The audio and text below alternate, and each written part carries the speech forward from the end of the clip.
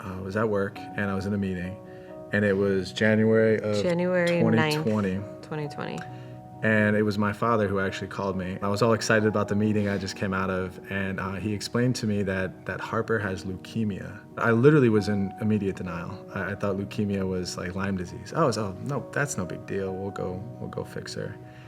We rushed her all the way up to Miami Cancer Institute. She had Acute lymphoblastic leukemia. That was day one of like the most intense 2 or 3 months you could ever imagine. We lost Amanda's grandmother. Yeah, my grandmother died in the midst of the hospital. Yeah, the middle of January or something like that. Then my grandmother died. The passing of my mother happened shortly after the birth of Ryla.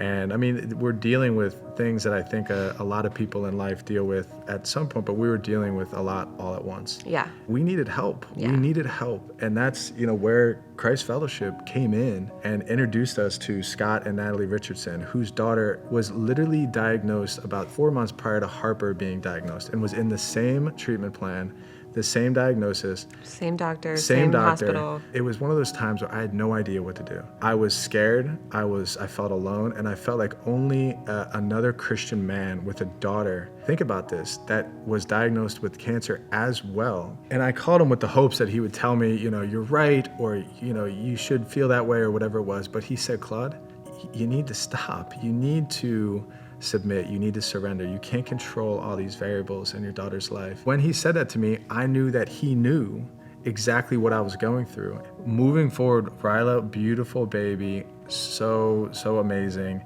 Amanda she was bleeding. She had a hemorrhage. So I was standing there with my baby in my arms right after she gave birth, and the doctors had to rush into the room, and they were trying to save my wife's life. I do remember in my moments of clarity and kind of coming to here and there, if I was meant to just marry my husband and see him through the challenge of childhood cancer and then bring this baby to the world, like that's enough, like I'm okay if I'm not supposed to be here from this moment on, because I knew that God was going to be with my husband, and therefore he was going to be with my children. We were dealing with a lot of trauma. But God was there too. But God was there. So we have the cancer diagnosis, we have the postpartum, we have the birth of a new child, we have miscarriages, we have walking through co-parenting relationships, and more pain and more heartache.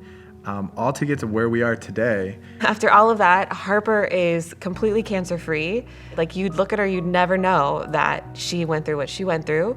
We were expecting our third child, our second child together. And it's a girl. And it's another girl. So God has definitely been with us this entire way. We have no idea what's ahead. And that's one thing we do know, even though we don't know what it is. Yeah, we know how to fight and we know how to endure, and it's not alone. It's in community, not alone. And it's in church, and it's sharing and being vulnerable to the people that matter.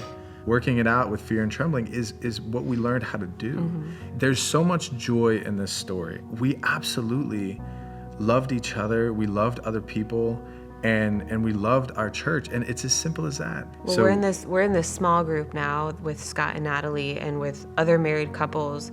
That small group also totally took us in and shared wisdom and just life lessons and pointed us back to scripture time and time again. We didn't just need, hey, we're praying for you. No, we needed somebody to call us and tell us to go to small group. We needed somebody to come up to us and hug us and love us, and that's where the joy of the Lord resonated in our hearts. This is a small group that we are still with to this day. And Christ Fellowship put that into our life.